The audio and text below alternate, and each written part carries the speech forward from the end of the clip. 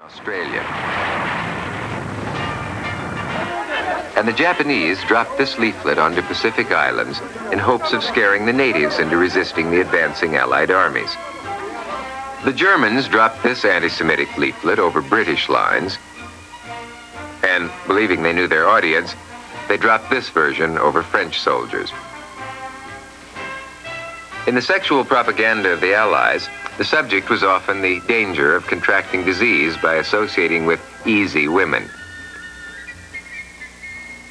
Training films were also being produced by American opinion makers for the troops, but sometimes it looked like the filmmakers were the ones who needed the training. Number 1 squadron to Messerschmitt 110. Time we intercepted the moon, we were at the limit of our range. Gary, of course, planning the raid, had figured on that. But the result is we just couldn't hang on long enough. I think we got 2 110s. I'm not sure, but they were probable. Very funny. Got it.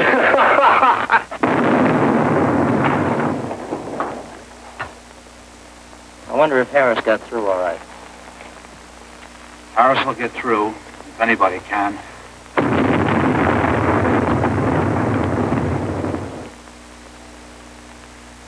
You know what I wish? What?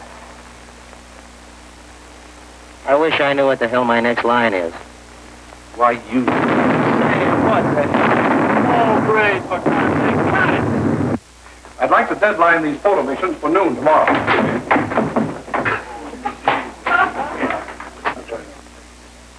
You understand, Lieutenant, there's an article of war covering your conduct. Sir, but Not another word. I'll call headquarters. Give me headquarters. Hello. All right, I'll wait. Marsh, what a... You're a hell of a colonel. Nowadays, they use the phone the other way around. Cut it. This is where the air forces are fighting. Bases and transport routes in every center of...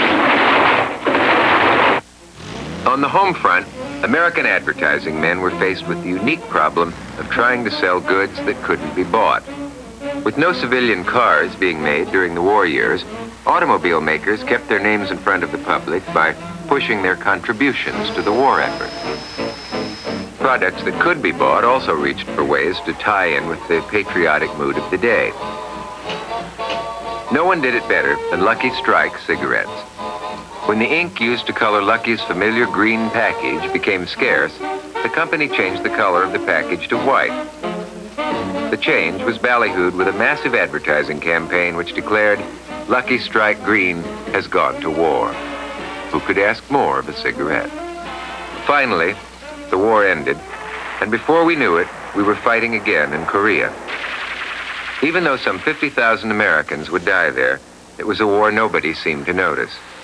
The propaganda mills were virtually silent. By the late 1960s, however, they sprang into action with a vengeance. The war in Vietnam ripped America apart, and the propaganda battles were like nothing ever seen before. The demanding Uncle Sam of World War I was transformed into a wounded veteran who wished to fight no more. This and many other anti-war posters were published by a group of 35 advertising agencies known as the Committee to Help Unsell the War. The propaganda posters that in earlier years used women to persuade the men to join in battle were now using women to bring an end to the fighting. Make love, not war, was the theme, and it would finally succeed. Despite its use in propaganda, the main purpose of advertising is, of course, to sell goods and services. As early as the 1800s, especially in Europe, some of the advertising work being done ranked in artistic quality with the finest paintings of the day. Many of these advertisements now hang in museums around the world. The great French impressionist Edouard Manet did this lithographed advertisement for a book called The Cats in 1868. And the magnificent posters of Henri Toulouse-Lautrec can still evoke the gay Paris of a bygone era.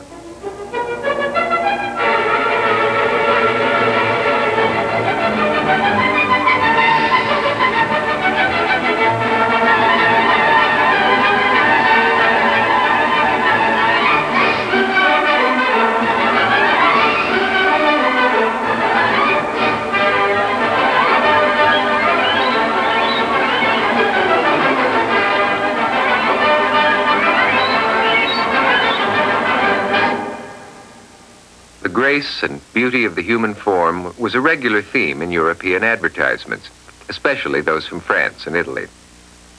While females were usually fully clothed in early American advertising, European ads showed no such inhibitions. Ads like these sold everything from newspapers to radio tubes. Even today, American advertising often takes a leering, teasing look at sex, while European ads for the same product sometimes take a more mature and perhaps more appealing approach. With the coming of the 20th century, the advertising poster would soon have a new companion, the highway billboard. Millions of cars were beginning to jam the nation's streets and highways, forming a massive mobile market that advertisers weren't about to pass up. It seemed that every empty space on the streets of American towns and cities was being filled in with a billboard. And in the country, the large advertising signs were beginning to block out the scenery that the automobile was making so accessible. The situation prompted humorist Ogden Nash to write, "I think that I shall never see a billboard lovely as a tree. Indeed, unless the billboards fall, I'll never see a tree at all." In the cities, billboards and other advertising signs formed a kind of visual urban blight, until it seemed that anyone who had anything at all to sell felt he had to do so with a sign that was bigger or brighter or more unusual than anything his competition could come up with. If you got it, flaunt it. It's one of the basics of American advertising, and the trend reached its outlandish peak in mid-century Los Angeles. If you have, for example, a little donut shop, what better way to let people know about it? You suppose if there were no writing on this, a reasonably intelligent person could figure out what was for sale here? Or here? Or here? For some 20 years, for some 20 years, it was considered clever to build a restaurant in the shape of what you sold. Most of this architecture never rose above the artistic level of tacky. But some of the outlandish architecture inspired by advertising became so famous that it is regarded as something approaching a national treasure. When someone tried to tear down the Brown Derby restaurant in Hollywood, there was such a storm of public protest that the Derby was preserved. It's not surprising that huge hot dogs and dinosaur-sized donuts emerged in Los Angeles. If any place knew the meaning of ballyhoo, it was Hollywood. In the 20s and 30s, just about any movie that rolled out of a Burbank backlot was brought to life with an advertising orgy known as a premiere. Stars and searchlights and limousines were all designed to make a movie an event. How many? One thing. Okay.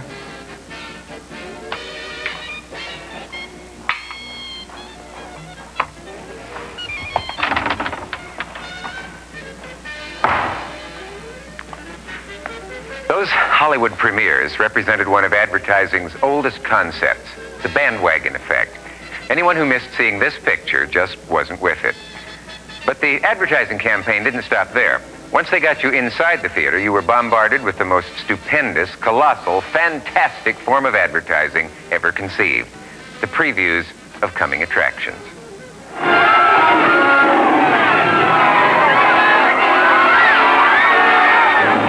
See Mighty Joe Young, enraged by Hollywood pranksters, destroy Filmland's swankiest nightclub on the fabulous Sunset Strip. Mightier than King Kong, Mighty Joe Young.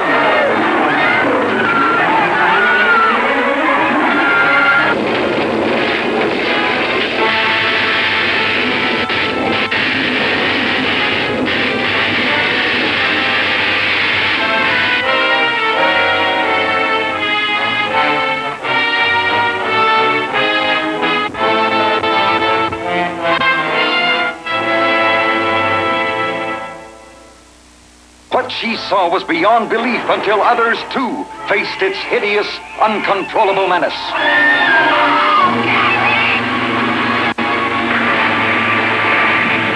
Attack of the 50-foot woman, incredibly huge, with incredible desires for love and vengeance.